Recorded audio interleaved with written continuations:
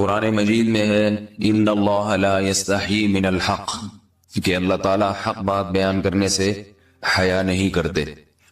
حدیث میں بھی بعض ایسے مسائل کو اللہ کے رسول نے بیان کیا ہے صلی اللہ علیہ وسلم نے جو بظاہر حیا کے خلاف ہیں، مگر اس لیے بیان کیا کہ اگر آپ صلی اللہ علیہ وسلم بیان نہ کرتے تو لوگ ان بے شرمی کے کاموں میں مبتلا ہو جاتے۔ اسی وجہ سے میں بھی یہ ہمت کر رہا ہوں کہ ایک اور ایسا گناہ جس میں لوگ مبتلا ہیں اور وہ ہے حیا کے خلاف، مگر ہے بہرحال شریعت کا مسئلہ اور لوگ اس میں گناہ میں مبتلا بھی ہیں، اس لیے بتانا ضروری ہے۔ وہ یہ ہے کہ لوگ شادی کے بعد بھی آج کی نوجوان نسل زوجہ سے، بیوی سے غیر فطری طریقے سے ہم بستری کرتے ہیں، انٹرنیٹ پہ بیہودہ فلمیں دیکھتے ہیں، تو جو چیز انگریزوں کی دیکھ رہے ہیں کہ ان کے کلچر آہستہ آہستہ میڈیا کے ذریعے ہمارے معاشرے میں بھی آ رہا ہے۔ اللہ کے رسول صلی اللہ علیہ وسلم نے لعنت فرمائی ہے، ایک روایت میں ہے کہ اللہ اس کی طرف دیکھے گا نہیں کہ جو اپنی زوجہ سے پچھلے راستے سے ہم بستری کرے گا۔ یہ بیماری بھی، یہ گندگی بھی لوگوں میں پھیلتی جا رہی ہے، خاص طور پہ جن کو لڑکوں سے بدفعلی کی عادت پڑ جائے تو وہ زوجہ سے فطری راستے سے ہم بستری نہیں کرتے۔ اللہ نے فرمایا کہ نساؤکم حرث لکم،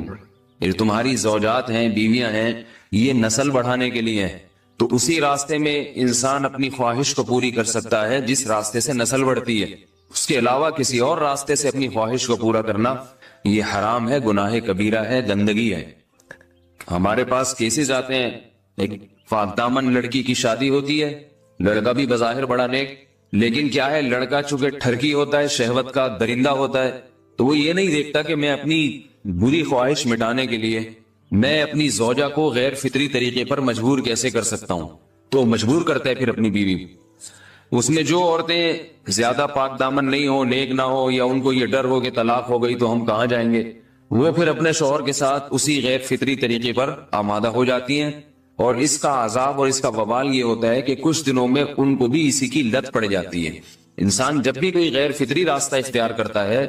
آخرت کا عذاب تو بعد میں، دنیا کا عذاب یہ آتا ہے کہ پھر اس کو لذت فطرت میں آتی نہیں ہے، تو جو راستہ اللہ نے رکھا اس میں اس کو لذت نہیں آئے گی، پھر وہ گندگی میں ہی گھسنے کی کوشش کرے گا، اس کی بھی فطرت خراب ہو جاتی ہے، اور جس کے ساتھ یہ بدفعلی کی جائے اس کی بھی فطرت خراب ہو جاتی ہے، وہ بھی پھر کسی کے قابل نہیں رہتے۔ تو اپنے جان پر رحم کرنا چاہیے۔ ہم انسان ہیں، ہم درندے نہیں ہیں، ہم گھوڑے نہیں ہیں، ہم گدھے نہیں ہیں، ہم جانور نہیں ہیں، ہم انگریز نہیں ہیں۔ انگریز نے تو حیا اور شرم کی تمام حدود کو توڑ دیا ہے، وہ تو درندے بن چکے ہیں، ہم تو درندے نہیں ہیں، ہم تو حلال کھاتے ہیں، پاک صاف رہنے کی کوشش کرتے ہیں، تو ہم ان کی جو کلچر دیکھ کے ہم ویسے درندے بننے کی کوشش کیوں کریں؟ تو یہ بہت بڑا وبال ہے، بہت بڑی برائی ہے جو ہمارے معاشرے میں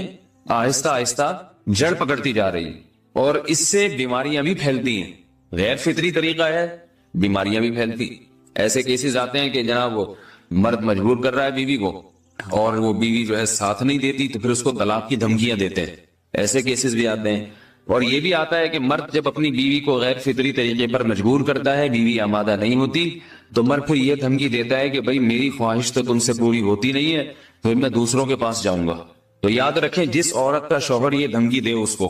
کہ میں زنا کروں گا اگر تم نے میری خواہش پوری نہیں کی غیر فطری طریقے سے، تو عورت اپنے شوہر سے کہہ دے کہ جاؤ تم کہیں اور جا کے منہ کالا کرو، تمہاری فطرت میں گندگی ہے تو یہ مجھے گندا بنانے کی کوشش نہ کرو، اس کو زنا کرنے دیں، وہ اللہ آخرت میں اس سے بھگتے گا۔ ہر بیماری کا اللہ نے علاج رکھا ہے۔ اللہ کے رسول صلی اللہ علیہ وسلم نے فرمایا، صحیح بخاری کی حدیث، ما انزل اللہ من داء الا انزل له دواء، کوئی بیماری ایسی نہیں ہے جو اللہ نے نازل کی ہو اور اس کے لیے دوا نہ رکھی ہو دنیا میں۔ تو اگر کسی کو ایسی لت پڑ گئی ہے غیر فطری کام کی،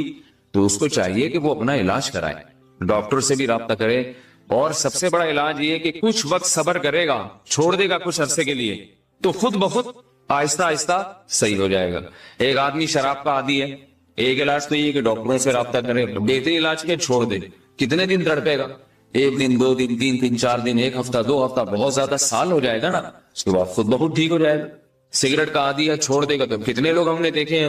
دن میں 20 سگریٹ پیتے تھے، چھوڑنے پر آئے تو بالکل ایک دم چھوڑ دی انہوں نے، آہستہ آہستہ کر کے چھوڑ دی، لیکن تکلیف ہوئی مگر عادی ہو گئے۔ تو اب کسی کو یہ لت پڑ گئی ہے غلط کام کی، برائی کی، تو اس کا بہترین علاج یہ ہے کہ وہ اپنے آپ کو بدلنے کی کوشش کرے، ماحول بدلے، اور کچھ وقت صبر کرے گا تو اللہ اس سے یہ عادت چھڑا دے۔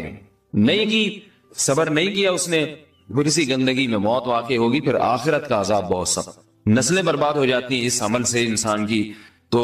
بات حیا کے خلاف ہے، مگر یہ کہ ایک بزرگ تھے وہ بات فرما رہے تھے، تو کسی نے پوچھا کہ حضرت آپ حیا کے خلاف بات کرتے ہیں، تو انہوں نے فرمایا تم بے حیائی کے کام نہیں چھوڑتے، ہم اس چھڑوانے کے لیے بات کریں تو ہم برے ہیں، اور تم کام کرو تو بھی برے نہیں۔ برائی کا کام کرنے میں برا نہیں بنتا، اور برائی کے خلاف بولنے والا برا بن جاتا ہے کہ دیکھو یہ کیسی باتیں کر رہے ہیں۔ تو وہی باتیں ہیں اس لیے ہیں کہ یہ معاشرے میں یہ برائی پھیلتی چلی جائے گی، اور یہ ہماری اپنا کلچر نہیں ہے، یہ امپورٹ ہو رہا ہے باہر سے، یہ امپورٹ ہو رہا ہے، یہ وہاں میڈیا کے ذریعے آ رہا ہے۔ تو وہ چیزیں دیکھا نہ کریں اور ان لوگوں سے دور رہا کریں۔ ہمیں تو دین کا داعی ہو کے ان کو ہدایت پر لانا تھا، بجائے ہم ہدایت پہ چل کے دوسروں کو چلانے والے بن کے ان کے راستے پہ ہم نے چلنا شروع کر دیا۔ اللہ تعالیٰ ہمیں اب دیکھیں ان کے ہاں ایڈز کا مرض پھیل گیا ہے۔ آپ بتائیے یہ ایڈز کا مرض ہمارا ہے کیا؟ یہ بیماری ہماری ہے یا ان کی ہے؟ ہمارے یہاں بیماریاں ہیں، کھانسی ہے، نزلہ ہے، ٹھیک ہے نا، بلڈ پریشر ہے، شوگر ہے، یہ بیماریاں ہماری ہیں۔ کوئی اللہ کا شکر ہے گندی بیماری ہمارے یہاں نہیں ہے۔ جتنی گندگیاں ہیں وہاں سے آ رہی ہیں، ایڈز کا مرض وہاں سے امپورٹ ہوا ہے۔ وہ ایڈز کا مرض اسی بدفعلی کی وجہ سے پیدا ہوتا ہے، اسی سے جراثیم پیدا ہوتے ہیں، اور اتنا خطرناک مرض کے ایسے متعدی ایسے پھیلتا ہے۔ افغانستان میں ایڈز کا ریشو 0 تھا، 0۔ وہ جانتے نہیں تھے کہ ایڈز کا مرض ہوتا کیا ہے۔ جب سے امریکن آرمی، برطانیہ آرمی افغانستان میں آئی ہے، فوجی آئے ہیں، افغانوں میں ایڈز کا مرض پھیل گیا ہے، انہوں نے وہاں بدفعلیاں شروع کر دی ہیں۔ تو وہ تو حالانکہ ان کے لیے زنا کتنا سستا ہے، کتنا سستا ہے نا ان کے لیے زنا، پھر بھی وہ لڑکوں کی طرف مائل ہوتے ہیں۔ تو اتنی گندگی، ایسا گندا جب انسان بن جائے پھر اللہ اس کے وجود کو برقرار نہیں رکھتے، اور رکھتے ہیں تو پھر آخرت میں سزا دینے کے لیے اپنے آپ کو ان گندگیوں سے بچانا چاہیے، حلال پہ اکتفا کرنا چاہیے۔ اللہ تعالیٰ ہمیں حلال پہ قناعت کی توفیق عطا فرمائے اور پاکیزہ لوگوں میں ہمارا شمار فرمائے۔ اگر شادی شدہ عورت 40 دن میں بھی ایک دفعہ، اچھا بھائی دیکھو یہ حیا کے خلاف مسائل جو ہے نا یہ اس چینل پہ نہ پوچھا کرو۔ مرد پر لازم ہے کہ کم سے کم 4 مہینے میں بیوی سے ایک دفعہ وہ لازمی ہم بستری کرے۔ تو اگر وہ 4 مہینے میں ایک دفعہ بھی نہیں کرتا تو پھر جو ہے وہ دیانتاً ذمہ دار ہوگا، اس بات کا خطرہ ہے کہ وہ گناہ گار ہو، کیونکہ حضرت عمر رضی اللہ تعالیٰ عنہ نے قانون بنایا تھا کہ 4 مہینے سے زیادہ کوئی بیوی سے دور نہ رہے۔ تو کم سے کم اتنا ہے لازمی، تو اس سے زیادہ بھی اگر کوئی مرد بیوی کے قریب نہیں آ رہا تو پھر وہ ظالم کہلائے گا شریعت کی نظر۔ حج کے دوران باقی ہر عورت اور ہر مرد کے حالات مختلف ہوتے ہیں، بعض عورتوں میں خواہش زیادہ ہوتی ہے، بعض میں کم ہوتی ہے، یہ نیچرل ہے، اس کا کوئی اس سے تعلق نہیں ہے کہ عورت کوئی بری ہے۔ بعض دفعہ عورت میں یہ خواہش نفس بہت زیادہ ہوتی ہے، اس کی ریکوائرمنٹ بہت زیادہ ہوتی ہے، تو لوگ پھر مرد اس بیوی کو برا سمجھنا شروع کر دیتے ہیں، حالانکہ اس کا برائی اور اچھائی سے تعلق نہیں ہے۔ جیسے مردوں میں صحت کے لحاظ سے اور ان کے جو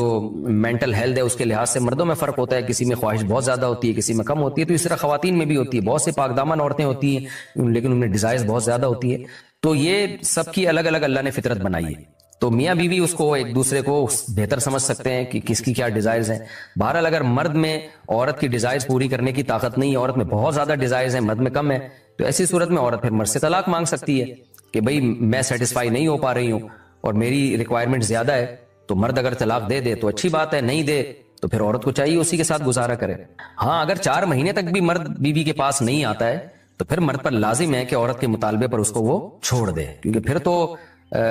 تو جوان عورت کو بہرحال گناہ کا خطرہ ہے۔ جسمانی تعلق نہ رہنے سے نکاح پر اثر۔ لاہور سے کسی نے پوچھا اگر میاں بیوی کا آپس میں کوئی جسمانی تعلق نہ ہو تو کیا نکاح پہ کوئی فرق پڑے گا؟ نہیں، اس سے کوئی فرق نہیں پڑتا، جب تک شوہر طلاق نہیں دے گا نکاح ختم نہیں ہوگا، یا اگر شوہر جان بوجھ کر بیوی